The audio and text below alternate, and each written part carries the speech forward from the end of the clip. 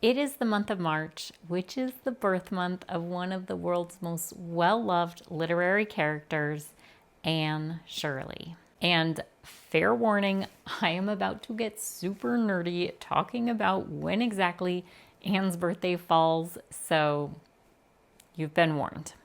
L.M. Montgomery's first Anne book, Anne of Green Gables, mentions Anne's birthday being in March several times. I was 11 last March, Anne tells Marilla in chapter 5. And in chapter 12, we hear that Diana's February birthday is 1 month before Anne's.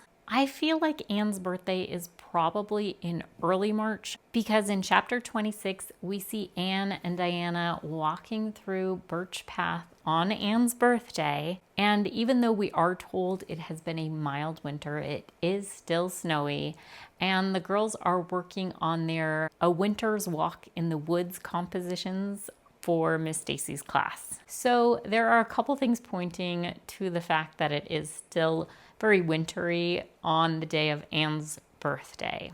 Although, even though the official start date of spring is around March 20th or so every year, chapter 27 of Anne of Green Gables does say that it's not until about late April that Marilla finally notices that winter is over and gone.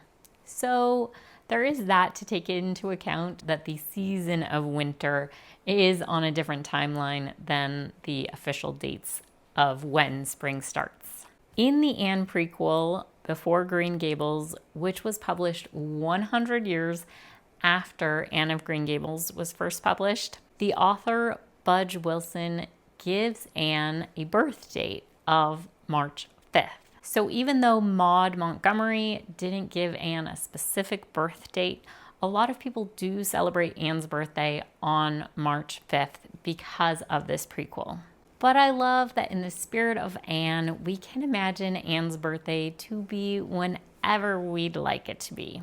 Maybe you have a special date and connection with sometime in March, or even though the first International Women's Day wasn't actually celebrated until a few years after the publication of Anne of Green Gables, that could be a fun day to celebrate. It was originally on March 19th and then quickly changed to March 8th. Or the first day of spring seems like a really lovely day to celebrate Anne as well. In fact, in Anne of Avonlea, Anne gathers her friends for an adopted birthday on a Saturday in spring. Diana initially protests this idea, saying to Anne, "But your birthday was in March." But of her birthday, Anne says this: "If my parents had consulted me, it never would have happened then. I should have chosen to be born in spring, of course. It must be delightful to come into the world with the mayflowers and violets." So whether you celebrate Anne's birthday on March 5th, or for the whole month of March, or perhaps not until you see winding paths fringed with the sweetest flowers, I hope this can be a chance to connect or reconnect with Anne Shirley, whether that's through one of the screen adaptations or by reading some of the beautiful books themselves. If you are an Anne fan, I just wanted to let you know I will have more Anne-related videos coming soon. Dear old world, you are lovely, and I am glad to be alive in you. Thank you so much for watching.